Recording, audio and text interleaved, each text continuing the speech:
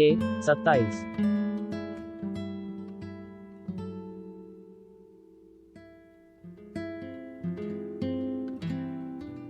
लेखक Manish Sharma, art editor Tanushree Roy Paul, देवेदु सरकार ड्रंक artist, Mahesh Somvanshi colour artist, Naina के आभार, श्रेया पॉल, जितेंद्र को कार लाता हूँ, इसको अस्पताल लेके चलते हैं। सौम्या भी तब तक नीचे पहुंच चुकी थी।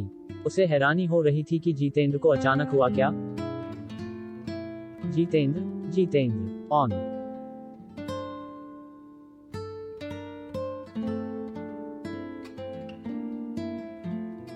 एक पड़ोसी की कार में जतिन को बिठाया गया। कार चल पड़ी थी अस्पताल की ओर।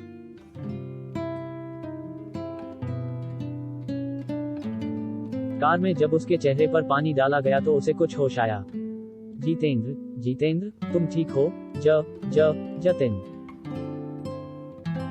जतिन, वो तो घर पर है। घर पर? वो तो मेरे साथ लिफ्ट में आया था, फिर अचानक से गायब हो गया।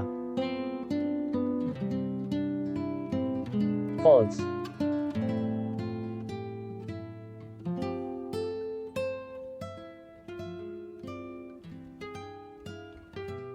जितेंद्र के होश में आते ही कार की रफ्तार धीमी होते होते साइड में खड़ी कर दी गई थी। लेकिन वो तुम्हारे साथ बाहर कब गया जितेंद्र? तुम ठीक तो हो ना जितेंद्र? अच्छा दोस्तों, मदद के लिए शुक्रिया, लेकिन अब मैं बिल्कुल ठीक हूँ।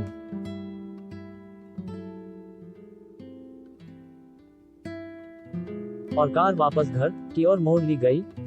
कार जैसे ही जितेंद्र के टॉवर के पास रुकी, जितेंद्र जल्दी से घर की तरफ भागा। जो हो रहा था या वो सच था या सपना, ये उसे समझ नहीं आ रहा था। वो घर पहुंचा तब उसने देखा कि जतिन हंसते हुए कार्टून देख रहा था। फॉल्स।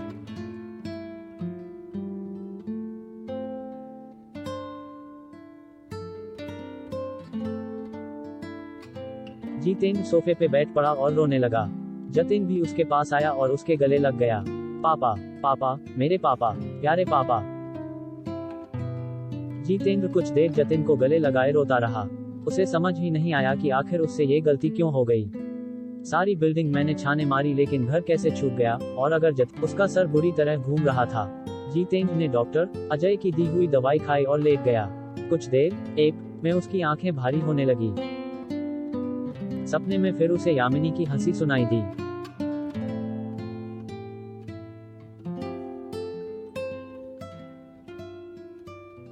यामिनी उस दिन कुछ नोट्स देने आई थी। Knock knock knock knock. 00 degree, ये यामिनी ही होगी। फॉल्स।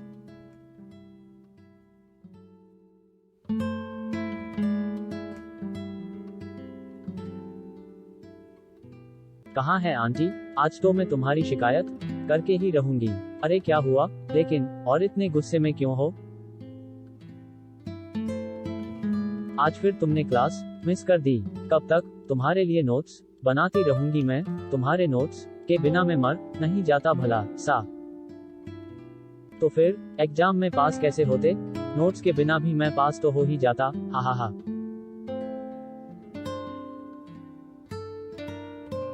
तुम्हें हंसी आ रही? आज तो सबक सिखा के रहूंगी। आंटी, कोई नहीं सुनेगा आज तुम्हारी। ऐसा करते करते दोनों के बदन बहुत नजदीक आ गए थे।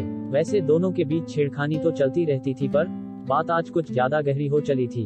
आंटी देखो ना आंटी। यामिनी और जितेंद्र कुछ देर के लिए बहक गए। दोनों के बीच इस वक्त कोई दूरी नहीं थी। जितेंद्र और यामिनी के लिए ये अलग ही अनुभव था। दोनों को रोकने वाला भी कोई नहीं था। यामिनी ने अचानक जितेंद्र को धक्का मारते हुए कहा, तुम दिन प्रतिदिन शरारती होते जा रहे हो। आंटी को आने दो, तुम्हारी शिकायत करती हूँ।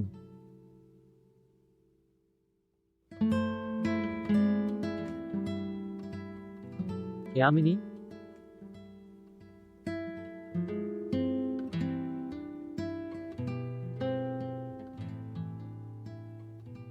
फॉल्स।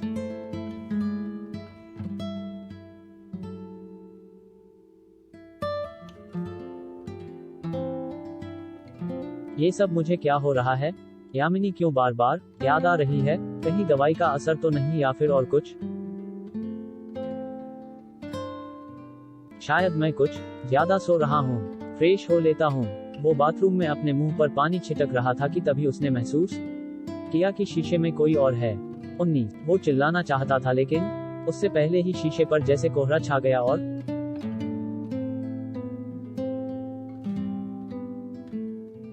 फॉल्स।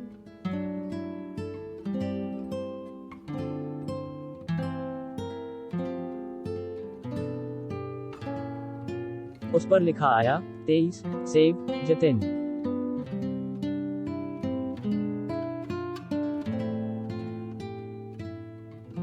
फॉल्स।